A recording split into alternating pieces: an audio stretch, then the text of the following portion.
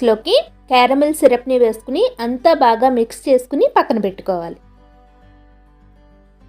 ఇప్పుడు మనం దీంట్లోకి రెడీ చేసి పెట్టుకున్న క్రీమ్ని మొత్తం వేసేసుకుని ఒకసారి అంతా బాగా కలుపుకోవాలి. నెక్స్ట్ మనం దీంట్లోకి ఫ్రూట్ మిక్స్ని కూడా యాడ్ చేసుకోవాలి. ఇలా వీటన్నింటినీ కూడా మిక్స్ చేసేటప్పుడు కట్ అండ్ ఫోల్డ్ మెథడ్లో కానీ లేదంటే ఒకే డైరెక్షన్లో కానీ వీటిని అన్నింటినీ మిక్స్ చేసుకోవాలి. లేదు అంటే మనకి కేక్ అనేది సరిగ్గా పొంగకుండా ఫ్లఫీగా రాదనమాట. మనకి బ్యాటర్ కన్సిస్టెన్సీ అనేది ఈ విధంగా ఉండేలాగా చూసుకోవాలి.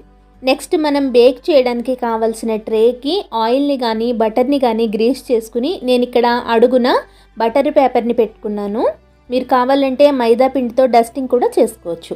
తర్వాత మనం రెడీ చేసి పెట్టుకున్న కేక్ మిక్స్ని దీంట్లోకి వేసుకుని ఒకసారి అంతా ట్యాప్ చేసుకుని పైన ఇలా డ్రై ఫ్రూట్స్తో గార్నిష్ చేసుకోవాలి.